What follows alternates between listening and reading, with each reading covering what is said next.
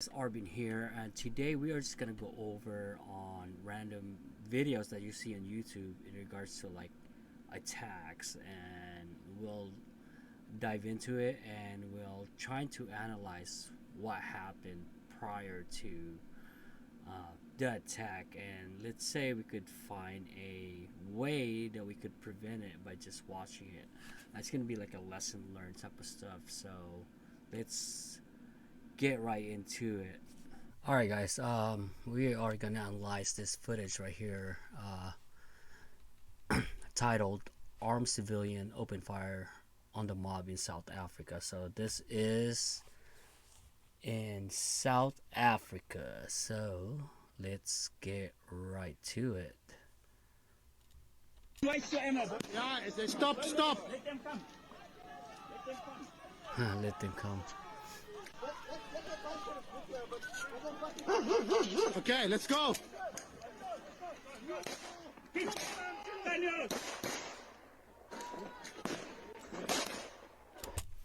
Man, that's some crazy ass shit. So just imagine you have a mob on the other side and a couple of armed people on the other side. The downside about this is when those arms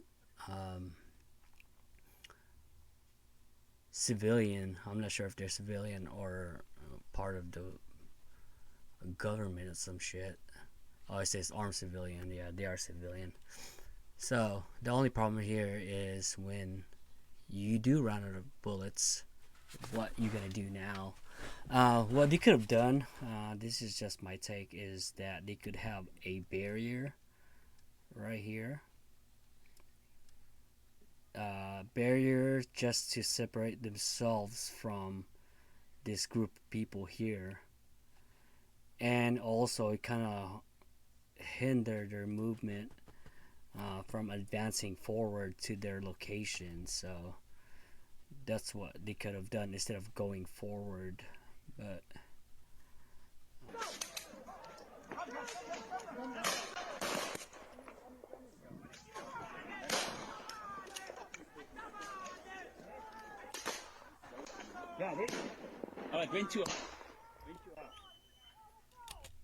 so the only issue in this one right here, what if those guys here also have firearm, right? As they're moving, it could have been a bad day for them, but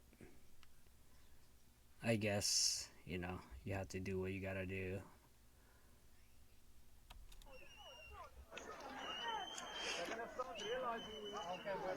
Yeah, guys, we not no time to play here.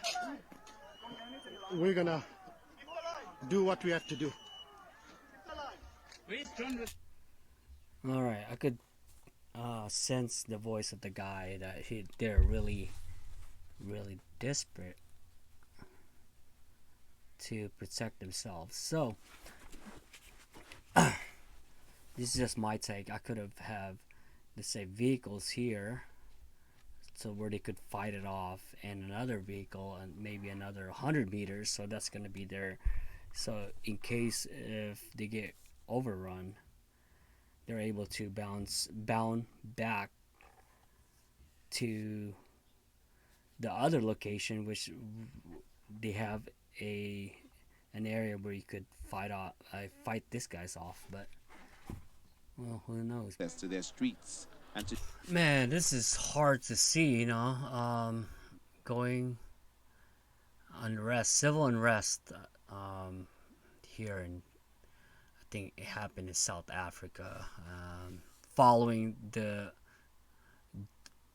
president going to jail. I don't know, maybe for corruption or whatever. But look at this. This is the outcome when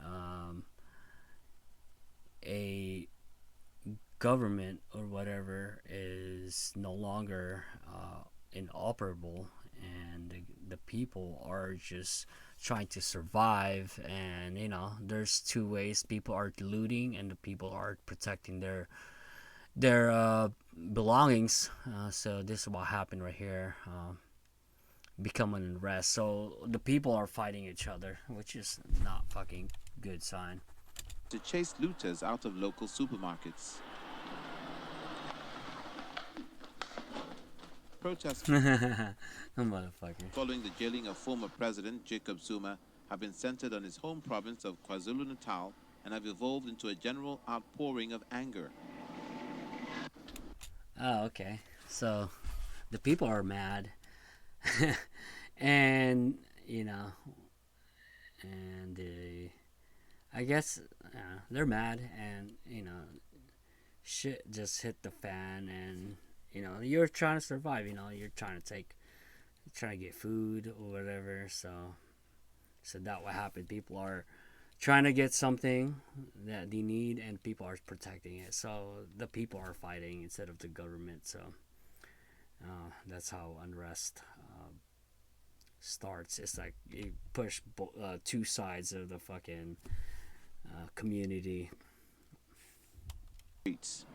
Concerns are growing over the impact of the unrest on food and fuel supply. Oh, okay. So people are panicking. It's bad alone that COVID hits the world and everything halt for a while, and now that the unrest unravel when the president is jailed, and you run out of supply like fuel and food. That's the most thing right there. People have a car, they're trying to be mobile, and without fuel they're not able to get far with all their belongings, or they have family members that cannot walk. And it's the best way to protect yourself too. With a vehicle, you get able to get away from threat a lot faster than anything else than walking. At a gas station in Durban, crowds queue for petrol and food. Man, can you imagine, like, man, here in the U.S. this shit happens, and how many people, and fighting for fuel and food, and that is why it's a lot. It's important that a basic survival skills, like how to get food and how to live without anything, like be out in the woods, like camping type of stuff, and how to protect yourself. So how to survive with gathering food, and how to protect yourself, your family, your community, and your belongings and stuff. So the shops, everything, that's why the queue for petrol is like this, because it's supposed to put the petrol pint on Chatsworth, but I can't because now there's fire everywhere.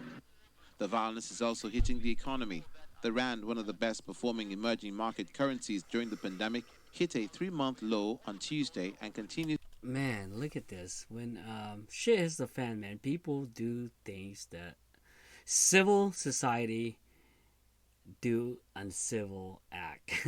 when shit hits the fan, even the most civilized people would do uncivilized act. So dog eats dog. Continues to hover there on Wednesday. Local and hard currency bonds have suffered, and shares in banks and real estate firms also tanked. Whew. Man, that's pretty hard right there, man. I hope South African would bounce back to this, and yeah, that's pretty fucking crazy. Right, that's my analysis on the video, and if you guys have any idea or a video that you want me to analyze, let me know. Comment below, and until next time, and I'm out. Deuce.